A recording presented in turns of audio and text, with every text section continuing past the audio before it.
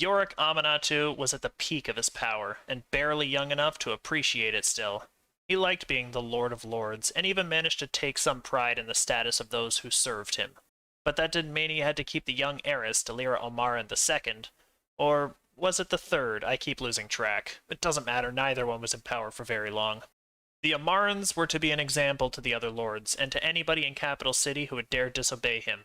And that was their entire purpose. For 3 generations, the Amarans were allowed to continue running their money-sink businesses, falling into greater and greater poverty.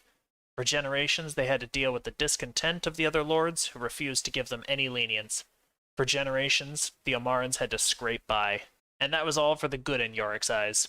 He became richer and richer with his ties to House Kendaric, widening the gap between him and the other lords exponentially.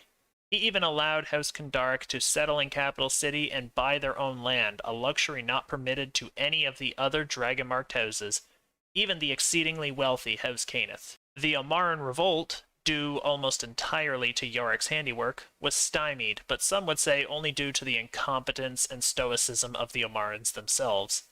Some Amarans were reckless and it cost them their lives. Some were apathetic and could do nothing to seize power. Either way, Yorrick held dominance for another 50 years. The next attack on Capital City, and the next defining moment for Yorrick's reputation, came at the hands of the fire giant society known as the Battalion of the Basalt Towers, a loose coalition of glory-seeking giants who wanted to correct this affront to their pride by retaking Capital City and the giant empire itself. The giants had attacked before, but they were no titans, that was for sure. So what was different this time? Well, a special artifact, of course, a Husafudge that threw down devastating meteor swarms, decimating the walls and streets of Capital City. Near the turn of the mid-century, the question for every lord attempting to rule throughout the world was, what about magic? And against magic, Yorrick had very few answers. The people, however, knew who to turn to. Immediately, Yorrick and his forces mobilized on the walls, but the Guard was not quite as ready for this kind of fighting as they had been about 50 years before. Yorrick hadn't let them slouch, but neither had they prepared for a magical siege, and they found themselves quickly bunkering down in the hopes that the giants would run out of steam. Yorrick led several archer teams in harrying attacks, but there seemed little they could actually do to deal with the massive giants in their incredible armor, throwing their devastating meteors. One could say this was a turning point for Yorrick Amanatu. His soldiers' own armor was pretty shoddy compared to what it had been prior to the Amaran revolt. They crumbled beneath the assault, chain armor ripped and shredded like cloth, a product of Amaran apathy. The Amaran family, of course, owned the armories and forges, but bound by their contracts, they sold at horrendous rates and had to be supplemented with substandard material. Yorrick realized then that he had another weakness. He couldn't supply his own forces. In flimsy paper armor, being pelted by magical bolts they could not possibly fight against, Yorrick's forces were on the verge of collapse. It wasn't Yorrick that saved Capital City from the siege this time, but the giants of Rushmay, a contingent of hill giant druids and shaman that lived nearby. They didn't care for the soldiers or the citizens of Capital City, but they saw a benefit to removing the battalion's fire giants rather than dealing with the oppressive army of a greater force outside their own borders. The battalion was beaten back and posed no threat to the giants of Rushmay, therefore posed no threat to Capital City from that point onward.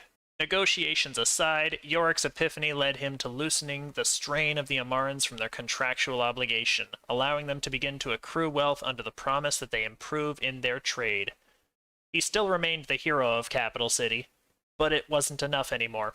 Even if everyone else knew he was great, he knew he was not. Yorrick dropped out of politics for a time, going on his first and last adventure. He was aging, he was vulnerable, and he was in a position where people might easily see both if he didn't do something quick. Thus, he left Capital City for the first time in over 140 years. Not much is known about his dealings during this time, as he did what he did in private, but when he came back, he sported a snazzy new necklace and belt prominently. His amulet, though unknown to the people, maintained his physical health, and his belt augmented his power to reach super dwarvish levels, to the point that he could whip the Guard into shape for the next battle. And that's exactly what he set his eyes on. Yorrick's power had waned in the time that he'd spent adventuring. Yorrick's pride had been bruised in his first major loss. He would not be caught unprepared ever again, and that made him short-sighted. But his command of the guard proved absolute from that moment onward, even as he grew distant from the other coin lords and the balance of power gradually began to ebb closer to the camp of Omarin. The new heir, Paulo Omarin, strove for military supremacy with Houstenith's forces and her Iron Watch. Yorrick made few friends, neither with Curis Selshadra, his old friend's descendant, nor with the human families that lorded alongside him. His sway with Kandaric, the Guard, and the commoners improved, but his distance has not allowed him to take advantage of these gains in political standing. What's more, Paulo Omarin and Curis Selshadra have managed to make powerful allies that prevent him from quickly seizing control of Capital City again, putting his own security at far greater risk than even he could know. In the modern age of adventurers, Yorrick finds himself, finally, at the end of his overwhelming streak of dominance, and Capital City finds itself at the most volatile tipping point of power that it has seen in over 100 years. And that's the story of Yorrick Amanatu, a former pirate lord turned military overseer who ruled Capital City without contest for almost 150 years. His iron-fisted dominance might have brought some rivalries, but the results of his rule speak for themselves, and the decisions he's made have transformed Capital City into what it is today.